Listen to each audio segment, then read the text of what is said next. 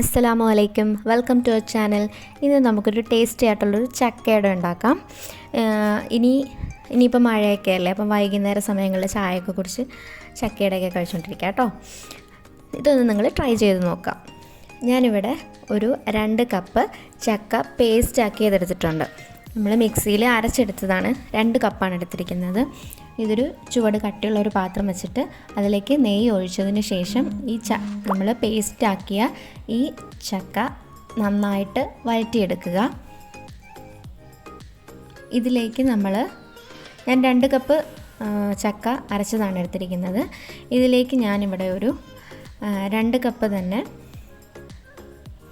ശർക്കര ഉരുക്കിയതെടുത്തിട്ടുണ്ട്. ശർക്കര ഉരുക്കി അത് അരിച്ചെടുത്തിട്ടുണ്ട്. അത് ഇതിലേക്ക് നമുക്ക് ചേർത്തിട്ട് നന്നായിട്ട് മിക്സ് ചെയ്ത് കൊടുക്കുക. ഇത് നന്നായിട്ട് വരട്ടിയെടുക്കുക.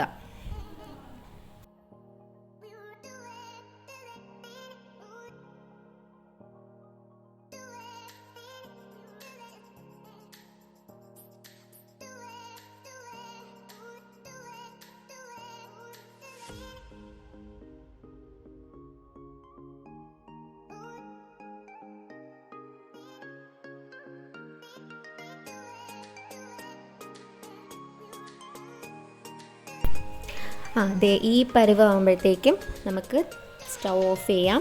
എന്നിട്ട് തണുക്കാൻ മാറ്റി വയ്ക്കാം. തണുത്തതിന് ശേഷം ഇതിലേക്ക് നമുക്ക് കുറേശ്ശെ അരിപ്പൊടി ചേർത്ത് കൊടുക്കാം. അത് നമ്മൾ എത്രയാണോ എടുത്തിരിക്കുന്നത്, ഓരോരുത്തർ എടുക്കുന്ന ക്വാണ്ടിറ്റി അനുസരിച്ച് ഇരിക്കും നമ്മൾ അരിപ്പൊടി എത്ര ഇടണമെന്നുള്ളത്. അതിലേക്ക് ഞാനിവിടെ 2 കപ്പ് തേങ്ങ കൂടി ചേർത്തിട്ടുണ്ട്. നന്നായിട്ടത് മിക്സ് ചെയ്ത് നമ്മൾ അട ഉണ്ടാക്കുന്ന പരുവത്തിന് മിക്സ് ചെയ്ത് മാവെടുക്കുക.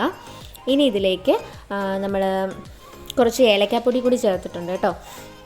നമ്മളൊരു വാഴയില വാട്ടിയതിന് ശേഷം അതിലേക്ക് നമ്മൾ ഓരോ ബോളുകളായിട്ട് വെച്ചിട്ട് നന്നായിട്ട് ഇതുപോലെ ഇങ്ങനെ പ്രസ് ചെയ്ത് പരത്തിയെടുക്കുക. അതായത് കട്ടി കുറച്ച് വേണം നമ്മൾ ചെയ്യാനായിട്ട്. എന്നിട്ട് നമുക്കിത് ആവിയിൽ വേവിച്ചെടുക്കുക. 15 മിനിറ്റ് ഇതിൽ ആവിയിൽ വേവിച്ചെടുക്കുക. നല്ല സൂപ്പർ ടേസ്റ്റി ആയിട്ടുള്ള ചക്കയുടെ റെഡി ആയിട്ടുണ്ട്. എല്ലാവരും ട്രൈ ചെയ്ത് നോക്കുക. നല്ല ടേസ്റ്റാണ്. വൈകുന്നേര സമയങ്ങളിൽ സുലൈമാനിയൊക്കെ ഇട്ട് അതിൻ്റെ കൂടെ ഇതൊക്കെ കഴിച്ച് മഴയൊക്കെ അല്ലേ, നല്ല രസമായിരിക്കും. എല്ലാവരും ട്രൈ ചെയ്ത് നോക്കാം. എൻ്റെ ചാനൽ ആദ്യമായിട്ട് കാണുന്നവരാണെങ്കിൽ എല്ലാവരും ചാനൽ സബ്സ്ക്രൈബ് ചെയ്യുക, ലൈക്ക് ചെയ്യുക, ഷെയർ ചെയ്യുക, സപ്പോർട്ട് ചെയ്യുക. Thank you for watching.